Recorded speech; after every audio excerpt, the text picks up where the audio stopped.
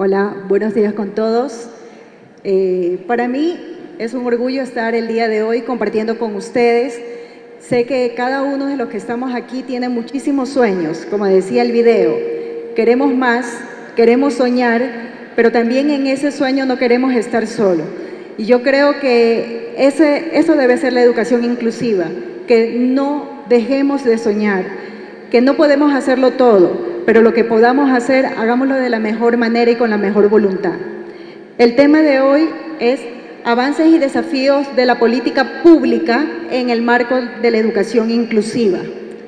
Siempre tenemos que buscar el marco legal porque no sabemos de dónde vamos a partir. Cuando nosotros estamos dentro de una institución ocupando cualquiera de los roles, sea el del docente, sea el del directivo, sea el del equipo multidisciplinario, o sea de UDAI o cualquier rol que cada uno ocupe dentro de lo que estemos haciendo en el ámbito educativo, debemos ir hacia un marco legal. ¿Qué es lo que nos sustenta? ¿Qué es lo que realmente nos orienta? ¿Y cuáles son las políticas que tiene nuestro país para fortalecer una verdadera educación inclusiva? Entonces partimos de los artículos 26 y 27 de la Constitución de la República, donde establece que la educación es un derecho de las personas y un deber ineludible e inexcusable del Estado que constituye un área prioritaria de la política pública, garantía de la igualdad e inclusión social y condición indispensable para el buen vivir, y que la educación se centrará en el ser humano y garantizará su desarrollo en el marco del respeto de los derechos humanos e impulsará la justicia, la solidaridad y la paz. Mire, en el centro y en el desarrollo del ser humano. Y eso debemos partir. Nosotros a quienes tenemos frente a cada uno de nuestros espacios educativos son seres humanos, en condiciones de vulnerabilidad, sean por menores de edad o sean por alguna condición especial, alguna necesidad educativa, alguna situación de pobreza extrema, alguna condición de salud. Cualquiera de estas, tenemos un ser humano y es a eso que tenemos que dar respuesta nosotros. En el artículo 24 de la Convención Internacional sobre los Derechos de las Personas con Discapacidad, determina el derecho que tienen las personas con discapacidad de acceder a una educación sin discriminación a lo largo de su vida, en igualdad de oportunidades, dentro de un sistema educativo inclusivo, en todos los niveles, con miras a desarrollar plenamente el potencial humano y el sentido de la dignidad y la autoestima, y reforzar el respeto por los derechos humanos, las libertades fundamentales y la diversidad humana, desarrollar al máximo la personalidad, los talentos y la creatividad de las personas con discapacidad, así como sus actitudes mentales y físicas, hacer posible que las personas con discapacidad participen de manera efectiva en una sociedad libre, Nos acabamos de deleitar con un grupo maravilloso que fue partícipe de sus talentos, que compartió con nosotros sus talentos. Queremos que nuestra población, en cualquier condición que se encuentre, y en este caso de discapacidad, se sientan partícipes, se sientan protagonistas de sus aprendizajes y no como teníamos muchísimos años atrás, que eran excluidos porque no alcanzaban ni siquiera a participar en estos espacios educativos. Sabemos que hemos avanzado mucho y que nos toca mucho por seguir avanzando, pero hay que crear estos espacios, hay que generar estos espacios de integración, de participación con las personas con discapacidad, de darles, y ahí hay algo muy bueno que dice, ¿no? Darles las respuestas, desarrollar los talentos y también para qué son buenos, para qué son productivos, no solamente, y siempre yo me enfoco, no solamente en el ámbito de que le vamos a dar algún contenido o alguna condición de aprendizaje específica, sino que para qué son buenos. ¿Y eso para qué me sirve? ¿Eso en dónde lo voy a aplicar? Y si cuando trabajamos en educación ordinaria descubrimos que nuestros chicos tienen tantos talentos y hay que desarrollarlos, y tienen tantos sueños y hay que impulsarlos, es lo mismo en escuelas especializadas. Desarrollar al máximo el talento de los chicos, descubrir para qué son buenos y orientarlos. Porque lo que queremos en ellos es que se sientan personas partícipes, productivas, protagonistas de su vida. De ahí tenemos que literal del artículo 2 de la Ley Orgánica de Educación Intercultural reconoce como un fundamento filosófico, conceptual y constitucional el ámbito educativo, la atención e integración prioritaria y especializada de las niñas y niños y adolescentes con discapacidad o que padezcan de enfermedades catastróficas de alta complejidad. Antes quizás cuando nosotros nos enfermábamos o de repente teníamos que ausentarnos por mucho tiempo de nuestra escuela, pensábamos que a la final no íbamos a culminar un estudio, que a la final por la condición de enfermedad que cada uno teníamos, a la final no íbamos a terminar, ni siquiera lo visualizábamos. Tenemos políticas que establecen, nadie puede quedar excluido, hay que buscar las respuestas inmediatas. Existen varios programas, y compañeros, existen varios programas. No podemos dejar de fortalecer la educación, las oportunidades que tengan en cualquier condición. Existen aulas hospitalarias donde nuestros estudiantes, nuestros niños con alguna condición pueden culminar sus estudios. Y otros programas de los que también quiero compartir con ustedes. O sea, hay tantos programas que tiene el Ecuador, el Ministerio de Educación, y en lo que nosotros debemos de conocer y que nosotros tenemos una gran responsabilidad, porque estamos en un enfoque de derecho, el derecho que tienen ellos a educarse, y nosotros respetar, velar por ese derecho, que no se excluyan una vez más. Que la Ley Orgánica de Educación Intercultural, en su artículo 47, determina, por tanto, que la educación formal como la no formal tomarán en cuenta las necesidades educativas especiales de las personas en lo afectivo-cognitivo. El Estado ecuatoriano garantizará la inclusión e integración de estas personas en establecimientos educativos, eliminando barreras de aprendizaje. Muchísimas de las poblaciones, en este caso con discapacidad, estaban tan excluidas y tan invisibilizadas que no tenían ni siquiera oportunidades de acceder a un tipo de educación. A través de muchísimas herramientas, una de esas, las cajas de herramientas, de buscar y rastrear desde los territorios dónde están las personas, qué están haciendo, por qué se están excluyendo, tenga discapacidad, una situación económica o por cualquier condición que no le permite estudiar. Entonces, rastrear, buscar, encontrar, insertarla, incorporarla en el ámbito educativo. Y ahí es cuando nosotros, los que estamos dentro de las instituciones educativas, tenemos que buscar las respuestas, buscar las estrategias necesarias para que aquella persona que estuvo excluida por mucho tiempo pueda insertarse. Yo les pongo de ejemplo, dirijo una institución de educación especializada y hemos visto que dentro de nuestra población con discapacidad y discapacidades altas y severas, muchos chicos no estaban escolarizados. Habían dejado de estudiar, algunos tenían rezago escolar por 5, 6, 7.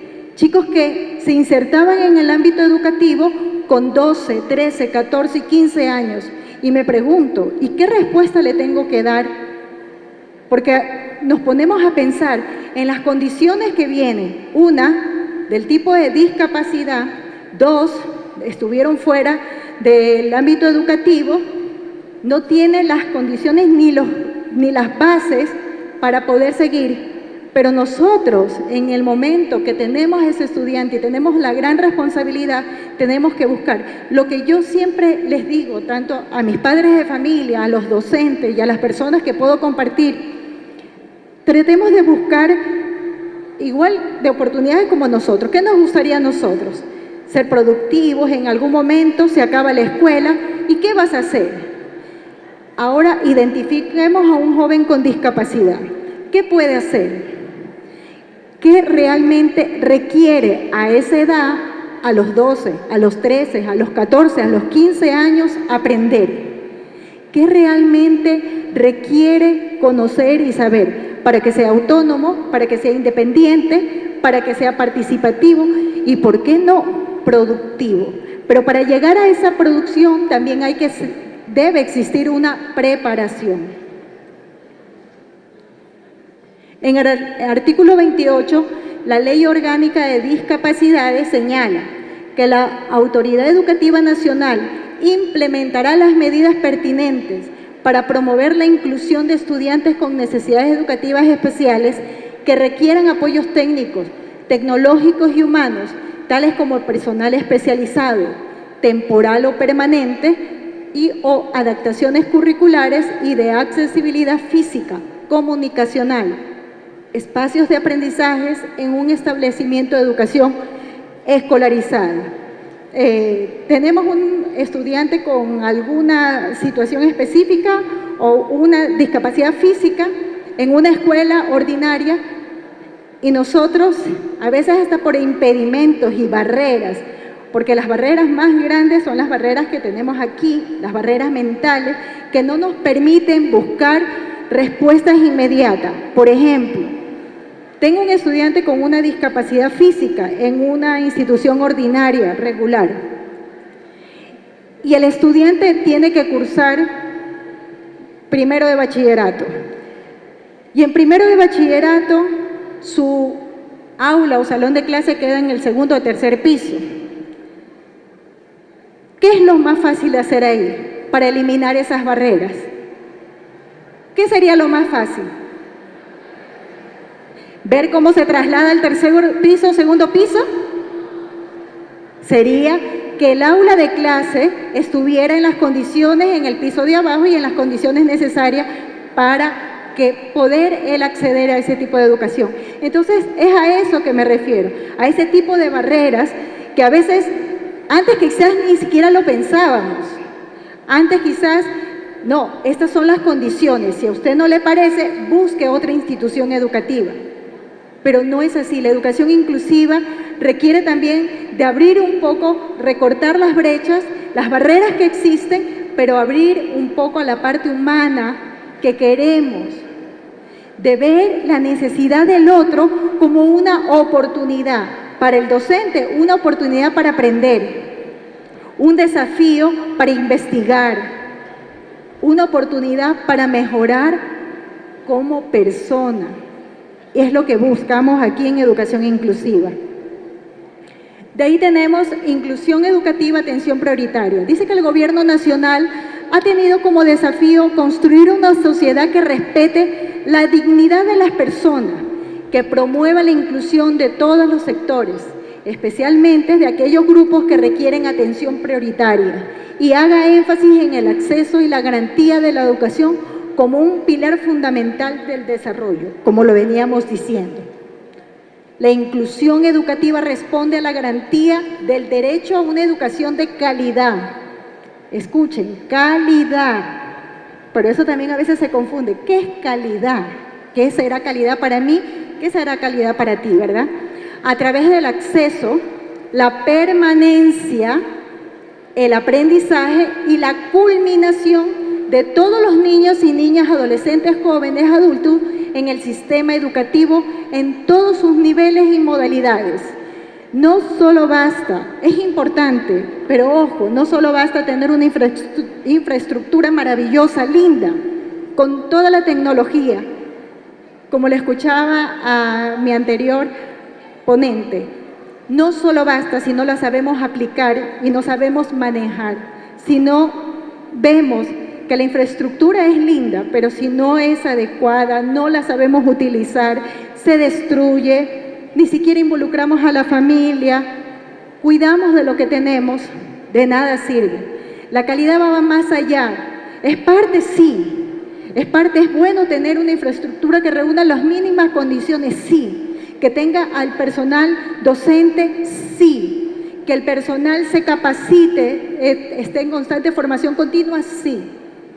Pero más allá de eso, la calidad de qué respuestas y estrategias doy como docente dentro del salón de clase. ¿Qué respuesta doy a aquel estudiante que se quedó y no me entendió y no me comprendió? Pero estoy mirando los tiempos, las unidades que tengo que pasar, no me resta repetir y si entendió bien y paso de largo. No, la calidad es detenerme, verificar si respondieron y si tengo que cambiar de estrategia, las voy a cambiar. Y si esa planificación no me sirvió hoy día y la tengo que volver a hacer con otra respuesta, la tengo que hacer. Eso más allá que simplemente de una infraestructura y todas las condiciones. De ahí dice que las políticas públicas, el Estado garantiza los programas, las leyes y las políticas. Mire, todo esto lo tenemos. Ahora, ¿cómo lo aplicamos? ¿Cómo lo llevamos? ¿Cómo lo transportamos dentro desde nuestra práctica? Cualquier rol el que estemos ocupándolo. La estructura de los programas tiene, ¿no?, la gobernanza, el financiamiento y aquí en grande la calidad, la familia, los recursos humanos, el vínculo con los otros programas de servicios. La familia. Hablábamos antes, la familia y muchas instituciones educativas teníamos un pavor a las familias y cerrábamos las puertas porque pensábamos que el conocimiento y todo lo que teníamos que hacer estaba dentro de la institución educativa y no fuera. Pero eso no es así. La familia ocupa un lugar importante en la vida de todos nosotros. ¿Ustedes aman tanto a su familia? ¿Sí o no? Sí, ¿verdad? Lo mismo pasa con nuestros estudiantes. Vienen desde una historia, desde una realidad, desde aquellas costumbres. Pero esa familia no puede quedar ajena al ámbito educativo. Esa familia debe estar dentro, involucrarla. No solamente, porque a veces nos hemos etiquetado tanto, y a veces los papitos nos miran, que si algo no se cumple, lo primero que decimos, voy a hacer una denuncia, no sé, se va a diferentes instancias. Pero eso pasa cuando nosotros como instituciones educativas cerramos las puertas de participación permanente a la familia.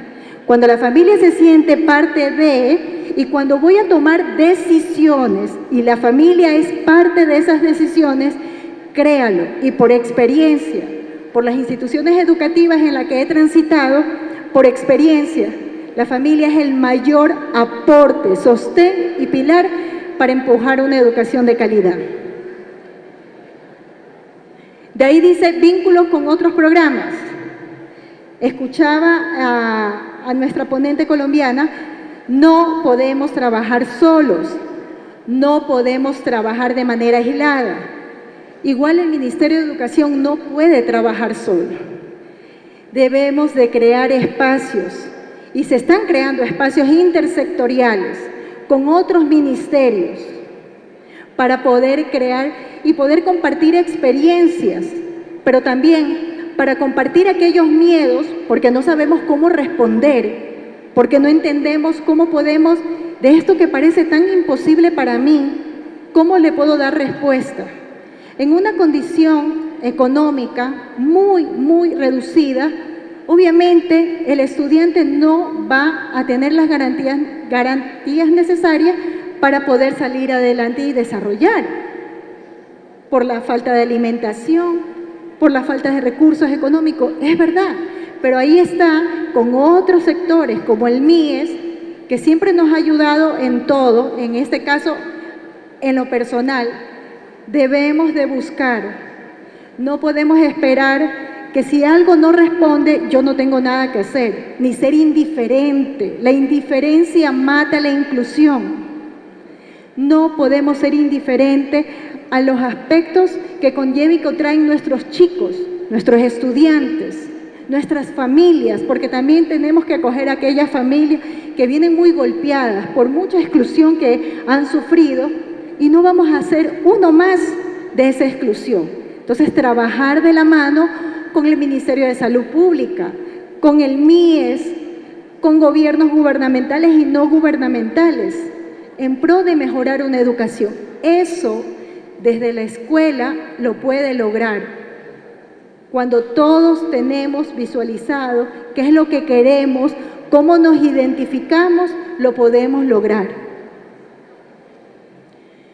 Para honrar y asegurar el cumplimiento de las políticas nacionales de inclusión educativas expresada en la Constitución de la República, la Ley Orgánica de Educación Intercultural y su reglamento, el Código de la Niñez y Adolescencia, con los acuerdos ministeriales, el primero que apareció en el 2013, el 295-13, yo siempre les decía, para aquellas instituciones que estamos fortaleciendo la inclusión educativa, era como tenemos que llevar de la mano y conocer y leer y releer, hacer círculos de estudio, el 295-13, ¿qué me quiere decir? ¿Qué realmente me está tratando de decir cuando me habla de una educación inclusiva? Si decimos que en las políticas que toda la educación es inclusiva, quiere decir que todos debemos sentirnos preparados para tener en algún momento algún estudiante con alguna condición especial. Entonces, el 295, pero también tenemos otros acuerdos, como el acuerdo de vulnerabilidad, que también nos orienta en caso de ciertas situaciones cómo poder atenderlas. Compañeros docentes, directivos y las personas que están aquí acompañándonos, debemos leer, debemos investigar.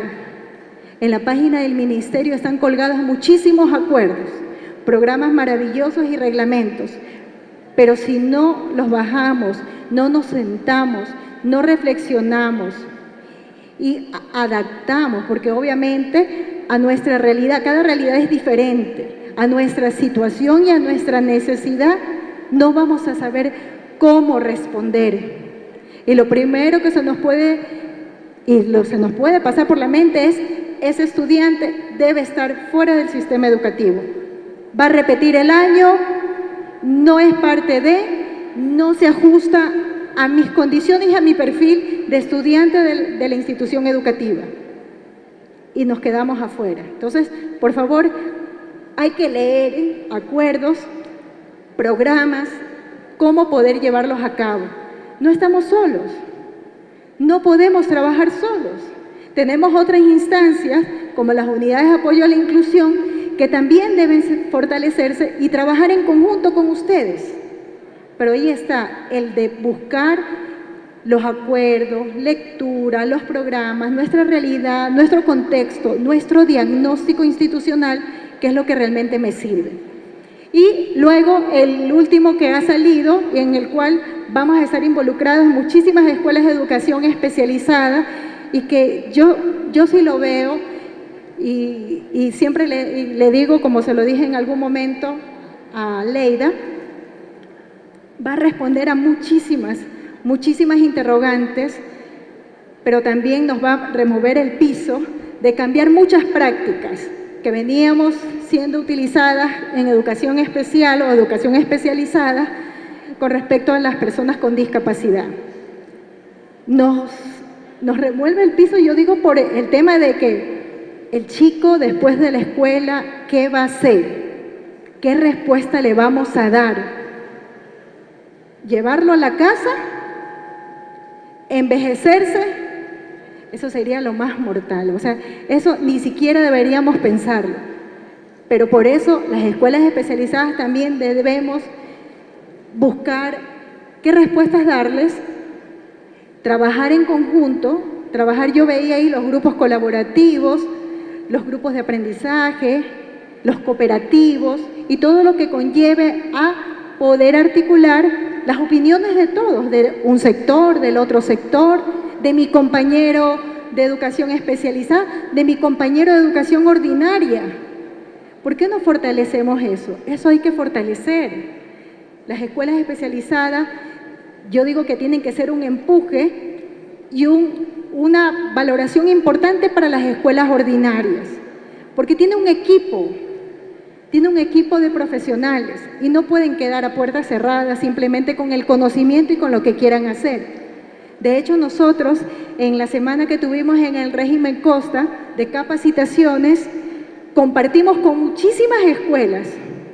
A mí me dio muchísimo orgullo de ver escuelas ordinarias dentro de nuestra escuela especializada capacitándose, buscando respuestas. Estábamos trabajando en el tema de autismo. ¿Cómo podemos buscar respuestas si no lo sé todo? Pero las escuelas debemos fortalecernos entre todas y no aislarnos. Por eso digo, si fortalecemos, buscamos, hacemos esa red que veía aquí, una red de apoyo entre todos, créalo que vamos a buscar respuestas inmediatas y no estar pensando que cada vez hay más barreras, más trabajo, me piden muchas cosas, adaptaciones, otra planificación, cuando no debe ser vista de esa manera. El Ministerio de Educación ha determinado como política pública 3 ejes para garantizar la educación inclusiva y especializada. Calidad. Desarrollar habilidades y destrezas y conocimientos para la vida y el trabajo que reconozca la diversidad. Dentro de este eje también tenemos los modelos de atención especializado con enfoques inclusivos, basados en el desarrollo de las habilidades para promover el dominio cognitivo, dominio doméstico, dominio vocacional, desarrollo profesional y vocacional en niñas y niños incluidos en las unidades educativas, con un acompañamiento permanente para desarrollar políticas, prácticas inclusivas.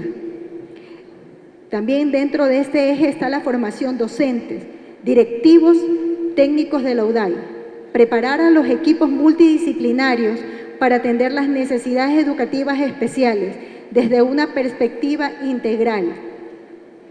Dentro del eje también hablamos de redes territoriales para la inclusión.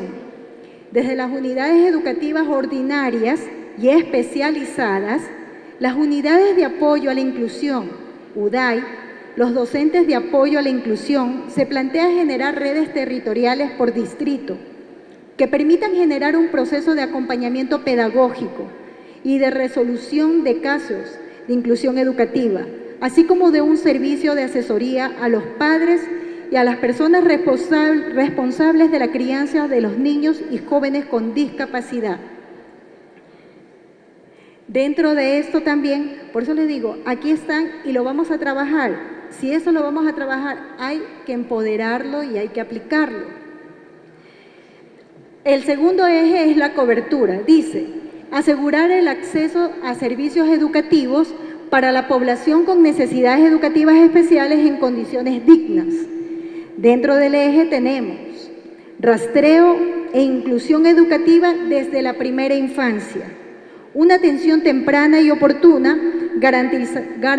garantizará un mejor proceso de inclusión a los niños y niñas con necesidades educativas especiales asociadas o no a una discapacidad. Para ello es necesario trabajar conjuntamente con el Ministerio de Salud Pública a través de un programa tamizaje neonatal para la detección temprana de la discapacidad intelectual y el desarrollo de programas de intervención. También está la coordinación con los MIES.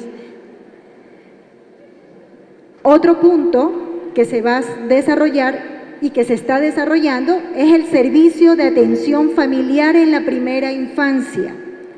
Para el caso, niños y niñas menores de 5 años con discapacidad en zonas rurales y dispersas, se priorizará la intervención a través del programa Atención Familiar Comunitaria, para trabajar una intervención temprana en corresponsabilidad de la familia, del menor. Este programa es la comunidad del servicio que oferta el MIES desde 0 a 3 años, dándole continuidad, ¿no? Ampliación de las unidades educativas especializadas, ordinarias e inclusivas, con el objetivo de garantizar una atención cercana y oportuna, preferentemente a niños y niñas jóvenes con discapacidad.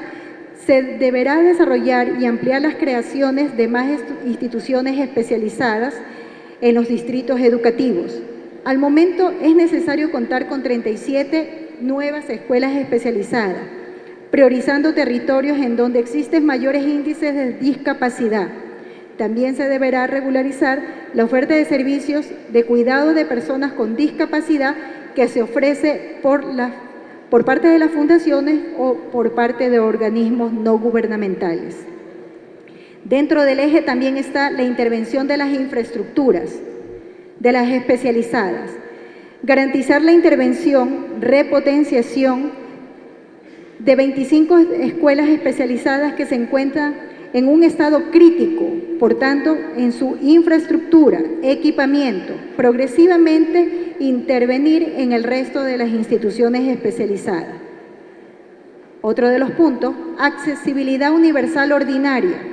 De las 12.600 ordinarias que existen en el sistema fiscal, 5.412 se encuentran incluidos niñas y niñas con necesidades asociadas o no a una discapacidad.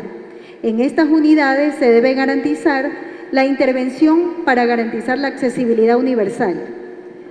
Los baños, las tuberías sanitarias, las barras de apoyo, la señalización visual. Esta intervención debe ser programada de manera progresiva y se va a incorporar dentro de los estándares de una nueva escuela, de la nueva escuela inclusiva. Otros de los ejes que está por garantizar y desarrollar, promover una convivencia armónica, una cultura inclusiva y de paz en todos los servicios educativos. La campaña Cultura Inclusiva hacia la diversidad, la inclusión para personas con necesidades educativas especiales asociadas a la discapacidad, debe ser un tema público, de debate público en las unidades y en el contexto de la familia. Para ello es necesario fomentar el respeto, la tolerancia, la solidaridad y la valoración de la diversidad. Se plantea generar una campaña desde el ámbito de comunicación y de inclusión en contenidos curriculares que fortalezca la inclusión educativa y social de las personas con discapacidad. Nosotros hemos venido trabajando en la campaña Más Unidos, Más Protegidos. Se va a fortalecer la campaña Más Unidos, Más Protegidos para personas con discapacidad. La prevención de la violencia, delitos sexuales, debe ser contextualizada a la realidad y a las necesidades de las personas con discapacidad. Para ello, se va a revisar protocolos de intervención, donde se realizarán las adaptaciones necesarias del ser el caso para las personas con discapacidad. El enfoque inclusivo, ¿qué es lo que quiere llevar? Primero, la identificación, ¿verdad? Identificamos, tengan necesidades educativas asociadas o no a una discapacidad. Luego que ya identificamos, que pasan por una serie de una evaluación psicopedagógica a través de la UDAI, y a veces ni siquiera pasan porque van directamente a una inscripción y luego cuando ya está dentro de la escuela te enteras que tiene alguna condición y ahí hay que levantar, o sea, no por eso hay que decirle no es para esta escuela, hay que levantar una observación tanto con el equipo profesional que tiene la institución educativa, sea un psicólogo, con el pedagogo y si tiene algún otro profesional, levantar una información oportuna, ponerse en contacto también con la UDAI. De ahí puede ser derivado a una institución, cuando viene una evaluación psicopedagógica, puede ser derivado a una institución ordinaria o una institución especializada, que así lo determina, ¿no? A través de la evaluación. Para nosotros, buscar la permanencia del aprendizaje y la participación, debemos, la institución educativa, por eso yo sí creo que la escuela tiene un poder muy grande, siempre y cuando lo manejemos desde este ámbito, de buscar las respuestas necesarias, oportunas y ponerlas en práctica. Políticas inclusivas a través de un PEI inclusivo.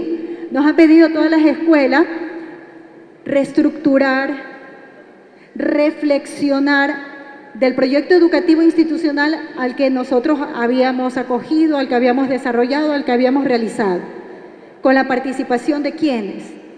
De todos los actores, no solamente del directivo, no solo del docente, sino también involucrando a todos los actores, a los padres de familia, qué es lo que queremos lograr, qué queremos hacer, y también, yo también digo, de los aliados estratégicos, de los que siempre nos vienen a visitar, de los que nos acompañan y de los que nos conocen y los que también nos aportan y nos ayudan a través de un proyecto educativo inclusivo, recursos, formación importante, la formación también de todos los que formamos parte de la escuela, la cultura inclusiva,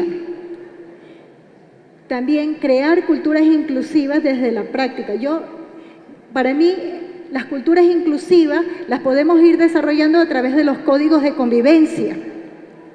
¿Cómo nosotros vamos a dar respuestas a ciertas situaciones? ¿De qué manera lo vamos a dar? ¿De qué manera nosotros realmente podemos llevar a cabo alguna situación que no sé cómo resolverla? Ese código no puede estar, es un código cerrado, tiene que ser de conocimiento público, porque así lo dice, el código tiene que ser de conocimiento público. Y me pregunto, ¿todos sus padres de familia conocen su código? ¿Es de conocimiento público? ¿Saben que existe? No lo saben. Y es ahí que también tenemos que dar respuesta a la escuela. Si la familia no se involucra, difícilmente nos puede responder y nos puede aportar y nos puede ayudar. Las prácticas inclusivas, tener una infraestructura adecuada, hacer las adaptaciones necesarias, buscar las estrategias y yo decía, la práctica, la manera de cómo yo ejecuto, cómo yo me relaciono desde el Señor que abre la puerta a la institución educativa, desde cómo me recibe, cualquiera que sea, cómo me recibe, desde la persona que encuentro en el camino de la escuela y me dice, bienvenido, me da una acogida, ¿cómo está? ¿En qué le puedo ayudar? ¿Es difícil lograrlo? No es difícil lograrlo. Realmente es quererlo hacer y hacerlo bien. El país cuenta con 151 unidades educativas especializadas, 106 fiscales, 45 particulares. En estas unidades se educan niños y niñas jóvenes con discapacidad moderada grave. Las unidades educativas fiscales atienden a un total de 8.170 estudiantes con necesidades educativas asociadas a la discapacidad en las 9 zonas del país. Cabe destacar que existen 37 distritos educativos que no cuentan con una institución de esta calidad. De ahí tenemos que en las unidades educativas especiales se educan 12.213 niños, niñas, de los cuales el 66.90%, que es 8.170, se encuentran en unidades educativas fiscales y el 33,10% en instituciones particulares. Pero también hay una población que no está siendo todavía atendida. Y es esa población a la que nosotros queremos dar acogida también, darles respuesta también. De ahí el proceso de las personas con discapacidad, ¿cuál es la trayectoria? De acuerdo, tenemos un acuerdo ministerial, el 055-2018, el 295-13, tenemos artículos que garantizan su derecho a la educación, tenemos acuerdos internacionales que fortalecen la educación inclusiva, tenemos el 332-2013, Código de Convivencia, que las escuelas deben dar respuestas inmediatas y reales a sus necesidades, tenemos el Código de la Niñez, Tenemos la participación de los padres de familia en el Acuerdo 077-2016 y en el 080-2017. Si tenemos tantos acuerdos y nos dan tantas rutas, ¿qué es lo que nos hace falta? ¿Qué es lo que nos hace falta? Empoderarnos más, el trabajar más con la familia, el trabajar más con nosotros, con los docentes, el apoyar al docente. El docente necesita un acompañamiento. Yo no creo que ningún docente no quiera trabajar con el tema de inclusión. Me rehúso a creer que ningún docente quiera trabajar con él. A muchos les da miedo porque no saben cómo dar respuesta. Pero sí hay que fortalecer el acompañamiento pedagógico. Tenemos varios programas de acompañamiento pedagógico, que el docente no se sienta criticado, sino se sienta acompañado, que busques con él las respuestas necesarias. Directivos, cambiar un poquito, sacarnos ese chip desde acá, desde lo vertical, para convertirnos en horizontal. Los directivos tenemos que estar tan empoderados de lo que hacemos y que uno de los factores primordiales y fuertes dentro de la institución a la que uno dirige son los docentes. Y el docente tiene que también creerlo.